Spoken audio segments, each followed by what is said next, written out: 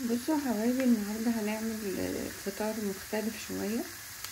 لو انتي عايزه تغيري يعني، مش عايزه بقى تلتزمي بالدايت قوي وكده وتفرفشي وتعملي فطار مختلف، هنعمل فطار النهارده غريب شويه. هو اول مكون فيه بطاطس محمره، فعادي هنجيب البطاطسايه ونقشرها ونغسلها ونقطعها ونحمرها كده في شويه زيت. طبعا اهم خطوة بالنسبة لي ان احنا بعد ما حمرنا البطاطس في الزيت بنطلعها بقى نحطها على تيشو من بتاع المطبخ. نسيبها بقى فترة لحد ما نخلص الوصفة كلها، عشان الزيت اللي فيها ده ايه يبقى اقل حاجة ممكنة، والتيشو يشربه كويس جدا، ويبقى البطاطس يعني خفيفة الى حد ما. تاني خطوة هنجيب بيضتين ونبدأ بقى نربهم كده عشان نعملهم بيض اومليت.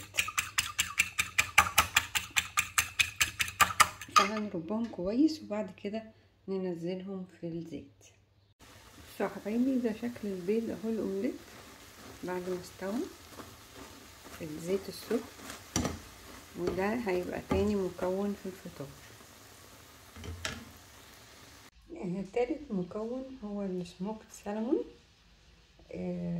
السلمون المدخن.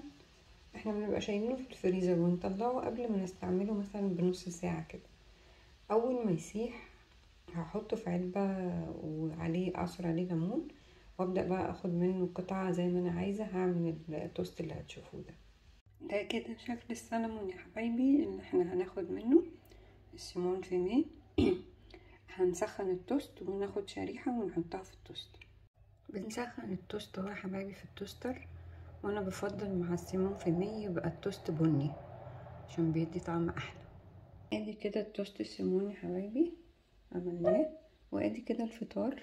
هو متكون من بطاطس محمرة وبيض اومليت وتوست سيمون فيمي وشوية بقى حاجات مثلا زيتون، خيار، يفضل لو في عندك جرجير يبقى حلو قوي. وبالهنا والشفا يا حبايبي.